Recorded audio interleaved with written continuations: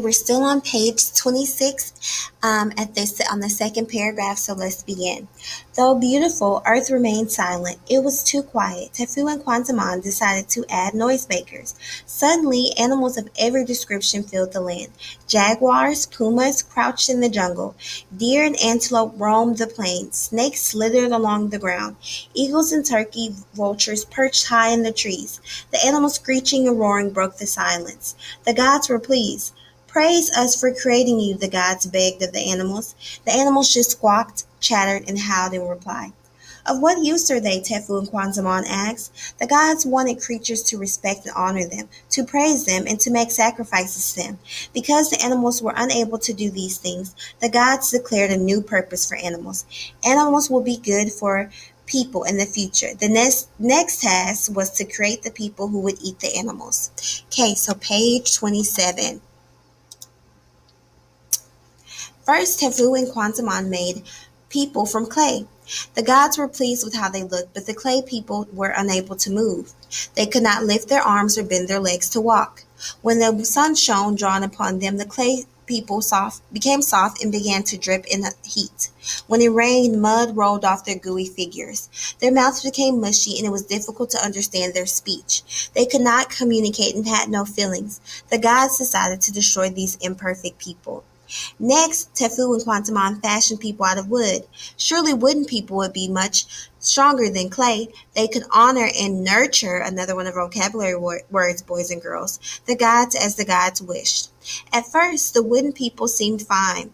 They looked like humans and talked like humans, and they began to have children. Their sons and daughters spread out into the mountains and valleys. But these rigid, another vocabulary word, people did not develop well physically. Their wooden bodies began to warp, another vocabulary word, without flesh and blood. The people were uncoordinated. Worst of all, they could not think. Without any memory of their creation, they made no effort to honor the gods with gifts of thanks. What good, the gods wondered, are these non-thinkers who wander aimlessly about the earth? Tefu and Kwanzaa decided that these wooden people too must be destroyed. Okay, page 28. The gods unleashed boiling rains and mighty flood waters to drown the wooden people. They turned everything else on earth against the wooden people, including their tools, tortilla griddles, and grinding stones. Cooking pots and water jugs rose up to attack them. When they tried to escape, roofs and tree branches collapsed on them. Animals drew them out of caves. With no place to hide, the wooden people were soon defeated. It is said that a few did survive and that they live in the trees today. These creatures, called monkeys, resemble the people who were the first to walk on the earth. Neither clay nor wooden people served the gods as they intended. So Tefu and Kwanzaa put their heads together once more. It was important to get right on their third attempt. They asked some of Earth's animals for their help. At a wildcat, a coyote, a parrot, and a crow searched for the perfect place for humans to live. The animals found a beautiful setting with lots of fruits and seeds. There, they also discovered an abundance of spectacular yellow and white corn.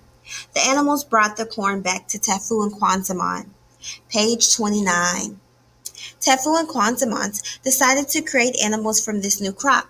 So it was that the first men of corn came to be. Their flesh was made from kernels.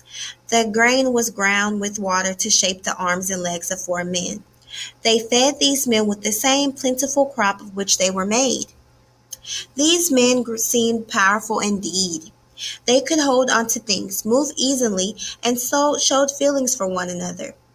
They could think, hear, speak, and see. In fact, their vision far surpassed that of the gods. They could far into the distance, into the heavens, and they could see far into the distant heavens and deep into the ocean depths.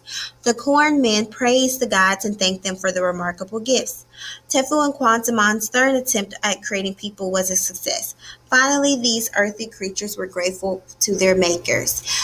As the top predators in the jungle, jaguars symbolized powerful beings. The gods wanted their creations to be just as powerful, so they named the first corn men after the jaguar.